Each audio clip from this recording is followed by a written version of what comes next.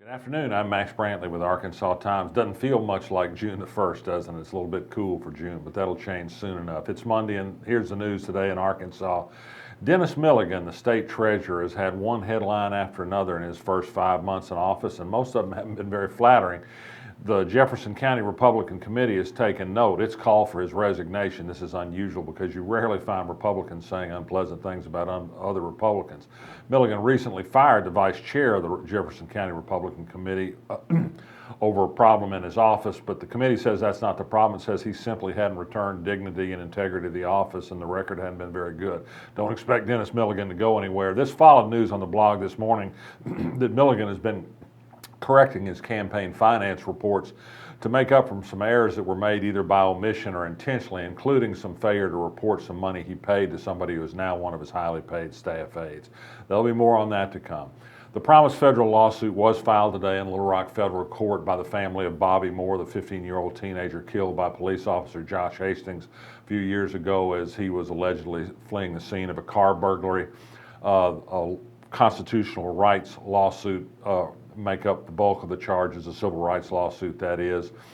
Defenders of Hastings think that he will have a limited immunity as a police officer. They also think that Bobby Moore's record and what he was doing that night will make it harder for somebody to win a verdict against him, but there are a lot of things in Hastings' record that will not stand up well in court.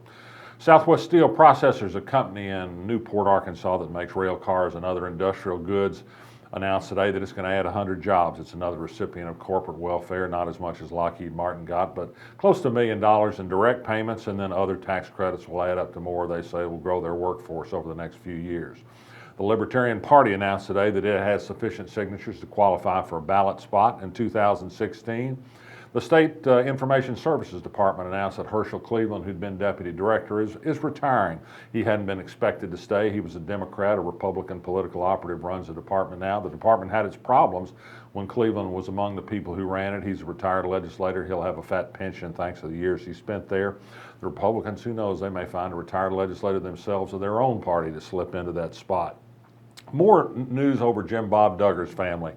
The Northwest Arkansas Democrat Gazette reported over the weekend that it had found one of the people who was present when Jim Bob Duggar told a friendly state police officer back in about 2003 that his son had perhaps engaged in unwanted touching of other children in the Duggar household.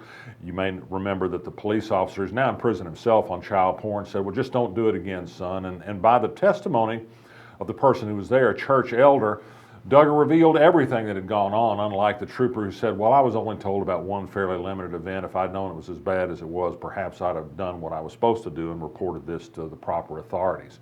What we have here still is the story where many people knew about improper activities within the Duggar home, and nobody reported them to the people in the state infrastructure, whether it's Child Protective Services or law officers, that are supposed to be told about these things when they happen.